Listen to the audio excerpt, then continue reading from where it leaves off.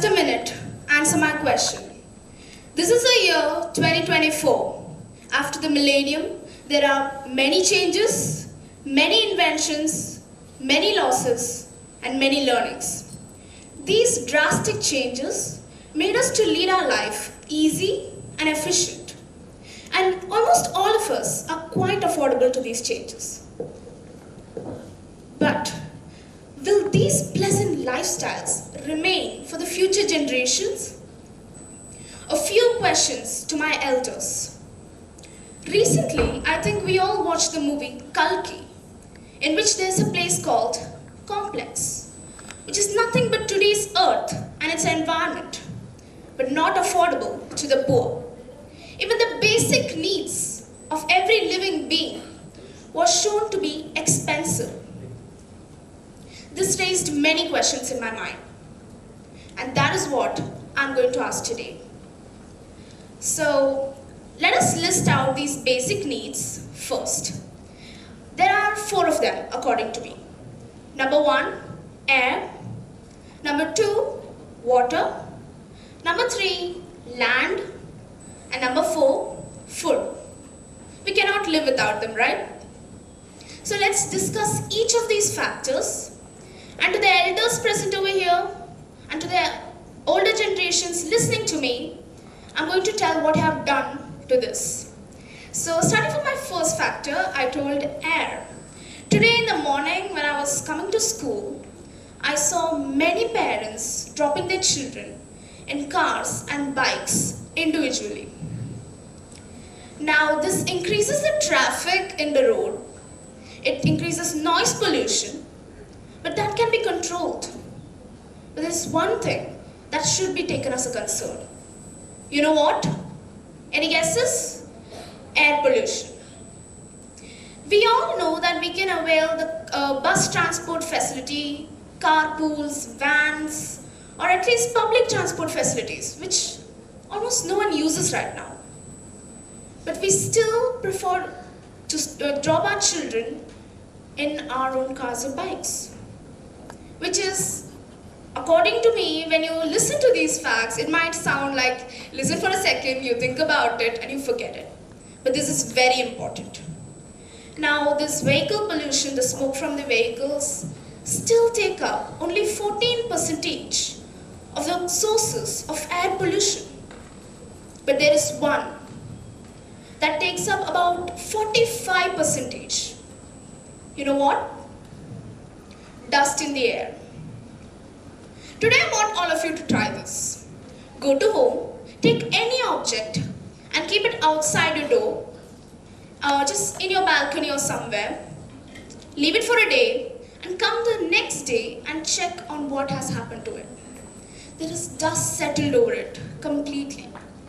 Now the place we are living, near our homes, there aren't many industries. So it might not be the biggest cause of dust. But still, where did this dust come from? Any ideas? It's because of waste incineration. We are burning fuels from vehicles, but still that's less. We all know these are wrong, we all know these are concerns, but we still do them. So as I was talking about vehicles, we'll move to the next factor with that vehicles point. My next factor was water, right? Okay. Now water, do you know how much water it takes for the production of one single car? It takes about 39,090 gallons of water, or just 150,000 liters of water. Could you imagine that? But yeah, it's true. And even though we all listen to these, we should take this on our mind because it's important. We cannot live without water.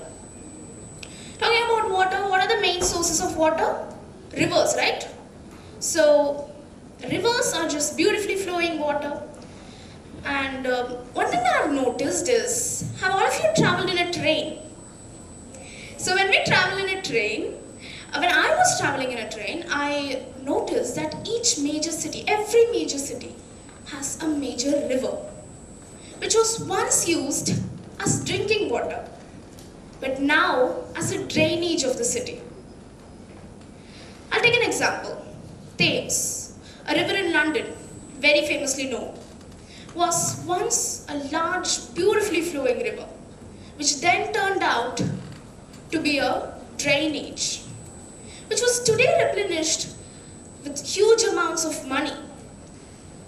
Nature gives us so many chances to reconstruct and repair itself, but we humans never let it to happen. So that day I was talking to my mother. She told me about her younger times when she was in school. So I hope all the elders would have experienced this, because that is what my mother told me, that when they were young, in schools they had, taps from which they drank water. There wasn't any RO or UV filter. But today, we need all those. When did water become impure that it needs to get filtered before use? That is a major concern. Talking about water, do you think humans are the only owners of water? Who else owns it? The animals? The birds? Every organism has its own right on every natural resource. We are not the only owners of it. Okay? And talking about the owners, the water that runs on the ground belongs to us. Us in the sense, not only humans, but also every land animal. But the water that runs below the groundwater, belongs to the plants and trees. They own it. And we still use them in heavy amounts. Groundwater level is decreasing day by day, which is a huge concern. So talking about ground and water and rivers, we'll move to the next factor, that is land. Land is very important, yes. So I hope you all know how riverbeds are formed. You all know that, right? How riverbeds are formed? As rivers gush down, they break the rocks, and these fine particles of sand come and settle in their banks, which forms the riverbeds, right? An interesting fact for all of you. It takes about 100 years for the production of half an inch of sand. But we humans dig out foots of sand for construction purposes. Do you think it's right? It's not at all right. And sand is a beautiful filter of water. You know something? When there are bore wells near the ocean, which are still used, but the water that comes from them are not salty, because sand has filtered them. And this should be taken as a concern. While talking about land, what grows on land? Plants. And what do plants give us? Food, right? So we'll go to the next factor, that is food. Okay, now I go and ask anyone, what are they going to say if I ask, what food should I eat? What will they say? Eat anything that is healthy. But practically, nothing is healthy. Think about it. To the elders listening, when you were young, you ate some food. Is that food the same as what we, the students, the younger generation, are eating today? The quality differs. And how? Why? I'll take examples for you. I asked someone, may I eat rice and wheat? And if I scroll online, or if I see in social media, what they say is it contains gluten. It will increase your sugar level in the blood. Okay, then maybe grapes. No, it's sprayed with pesticides. Okay, then apples? An apple a day keeps a doctor away? No. Apples are pulling you towards doctors because they are coated with wax. And okay, then at least watermelons? No. They're inserted with artificial colors. Okay, then fish? Fish live in the toxic environment that we created. The water is polluted. So how are they good? So finally, what am I supposed to eat? Is nothing healthy? And is this all our fault? Are we responsible? And why are we supposed to live in such an environment? And what are we going to pass on to our future generations? After analyzing each and every factor that I talked about for so long, what all did I talk about? The air, the water, the land, the food. These are what we talked about. So after analyzing each of these factors that I told, and after going to the root causes, I understood one thing. That is, each of these problems, each of these issues have one common root cause. Any guesses what?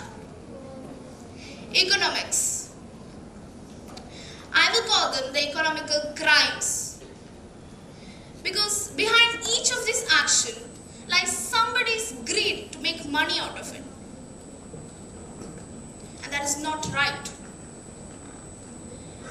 We have committed crimes towards the environment.